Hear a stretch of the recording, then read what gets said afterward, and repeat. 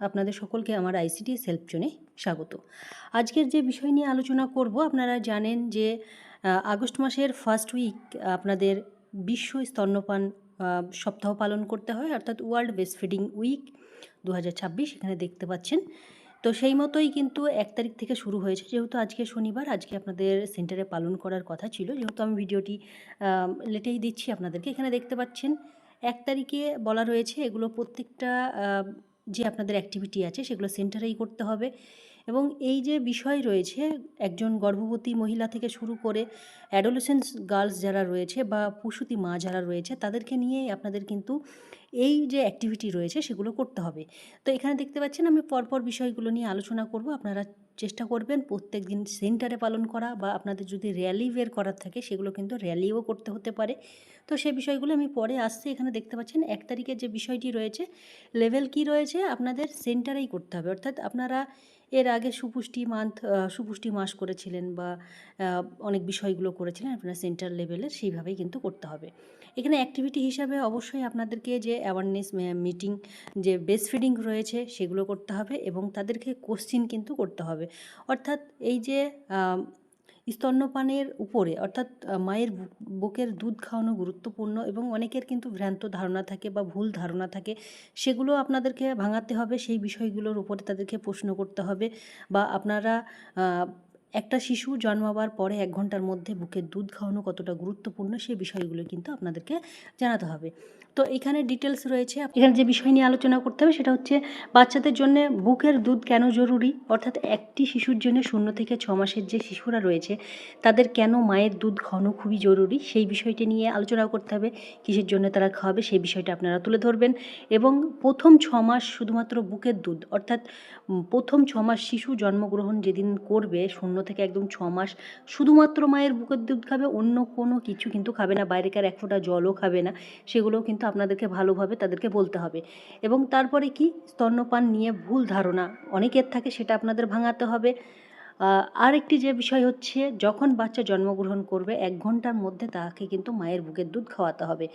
এর মধ্যে রয়েছে যেটা হচ্ছে গর্ভবতী প্রসূতি মায়েদের এই যে কোশ্চেনগুলো বা সব প্রশ্নের উত্তর আপনাদেরকে, এসবের যদি তাদের প্রশ্ন থাকে তার উত্তর আপনাদেরকে দিতে হবে, বা আপনারা তাদেরকে প্রশ্ন করতে পারেন। এইভাবেই কিন্তু আপনারা তাদেরকে যে তাদের এই যে আপনারা আলোচনা করছেন বা এই যে মিটিংগুলো করবেন সেন্টারে, শুধুমাত্র বুকের দুধ খাওয়ানো কেন গুরুত্বপূর্ণ সেটা কিন্তু আপনাদেরকে তুলে ধরতে হবে। তারপরে এই মিটিংয়ে কারা কারা থাকবে, অঙ্গনওয়াড়ি ওয়ার্কার থাকবে, আপনারা তো অবশ্যই থাকবেন, তার সঙ্গে হেল্পার থাকবে, এএনএম থাকবে, হেলথ ওয়ার্কার যারা রয়েছে তারা থাকবে, এবং সুপারভাইজার থাকবে, প্রেগনেন্ট উমেন, ল্যাকটেটিং মাদার্স এবং অ্যাডোলেসেন্স গার্লস। অ্যাডোলেসেন্স গার্লস এই কারণে থাকবে, পরবর্তী সময় তারা মা হবে, তাদের এই বিষয়গুলি জানা খুবই দরকার। সেহেতু অ্যাডোলেসেন্স গার্ল বা কিশোরী মেয়েদেরকে অবশ্যই আপনারা কিন্তু ডেকে নেবেন এই মিটিংয়ে। আপনারা কিন্তু প্রত্যেকেই এই আইইসি মেটেরিয়াল কিন্তু পেয়েছেন, এবং সেখানে যে মায়ের বুকের দুধের কতটা গুরুত্ব রয়েছে, কতটা ভূমিকা রয়েছে, সবটাই কিন্তু দেওয়া রয়েছে। আপনারা এই আইইসি মেটেরিয়াল আশা করছি আপনাদের প্রজেক্ট থেকে পেয়েছেন, প্রত্যেকেই পড়ে নেবেন এবং এই বিষয়গুলি কিন্তু তুলে ধরবেন। একটি গর্ভবতী বা প্রসূতি মায়ের খাওয়া দাওয়া কেমন হবে, এবং শিশুকে দুধ খাওয়ানোর নিয়ম থেকে শুরু করে কতক্ষণ পরে দুধ খাওয়াবে, সেই বিষয়গুলি সবটাই রয়েছে। আপনারা এই যে আইইসি মেটেরিয়াল রয়েছে অবশ্যই আপনারা পড়ে নেবেন, পড়ে নিয়ে আপনারা কিন্তু মিটিংগুলো করবেন। এটি ভীষণ একটি গুরুত্বপূর্ণ বিষয়। আপনারা প্রত্যেকেই চেষ্টা করবেন নিজের নিজের সেন্টারে পালন করা, এবং সেই মতো আপনারাও নিজেদের প্রজেক্টের ছবিগুলো আপনারা সেন্ড করবেন। এবং এই যে 1 ঘন্টার শিশুর যে জন্মের পরে স্তন্যপান কীভাবে করানো উচিত, অর্থাৎ 1 ঘন্টা পরে যখন শিশুর জন্ম হচ্ছে তখন কিন্তু অনেক সময় দেখবেন বাজারের যে দুধ বা গরুর দুধ সেগুলো কিন্তু খাওয়ানো হয়।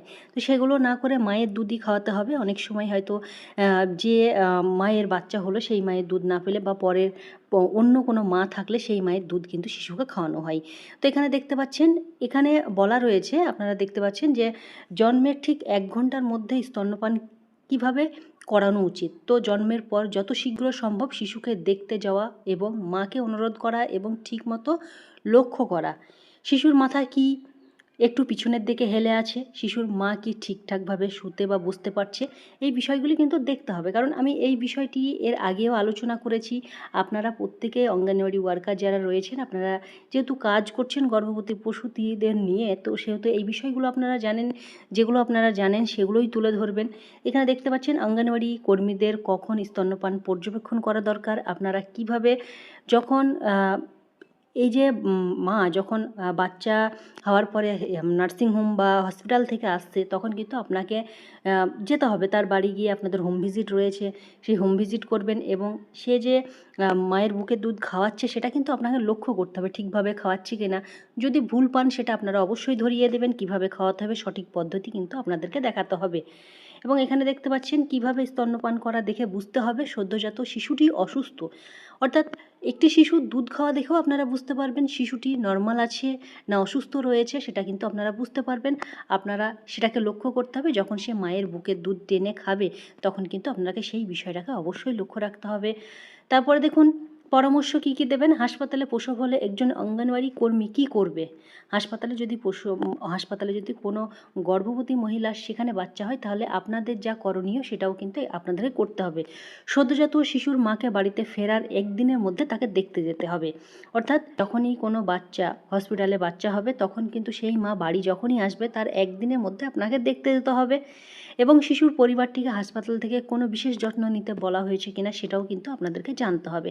তো এই বিষয় নিয়ে আমি আলোচনা করেছি এর আগের ভিডিওতে, আপনারা দেখবেন। কারণ আপনাদের সুপুষ্টি দিবস যখন ছিল তাতে কিন্তু এই পিডিএফটি আলোচনা করা হয়েছে। তো সেই বিষয়টি আবারও কিন্তু এখানে রিপিট হয়েছে। তো এই যে বিষয় রয়েছে সেগুলো আপনারা ঠিকভাবে বলবেন। এবং ভীষণ একটি গুরুত্বপূর্ণ বিষয় নিয়ে কিন্তু আপনাদের এই যে বিশ্ব মাতৃদুগ্ধ দিবস রয়েছে তাতে, বা সপ্তাহ রয়েছে তাতে আলোচনা করতে হবে। এবং আপনারা সেই মতো কিন্তু সুন্দরভাবে আলোচনা করবেন এবং নিজের নিজের সেন্টারে আপনারা অবশ্যই পালন করবেন। এবং সেই মতো আপনারা গর্ভবতী প্রসূতি মায়েদের আগের দিন জানিয়ে দেবেন আপনাদের সেন্টারে যে মিটিং হবে সেই বিষয়ে তারা যেন অবশ্যই হাজির হয়। তো আমি ভিডিওটি এখানে শেষ করছি। প্রত্যেকে আপনারা শেয়ার করবেন এবং প্রত্যেকে আপনারা নিজ নিজ সেন্টারে পালন করবেন।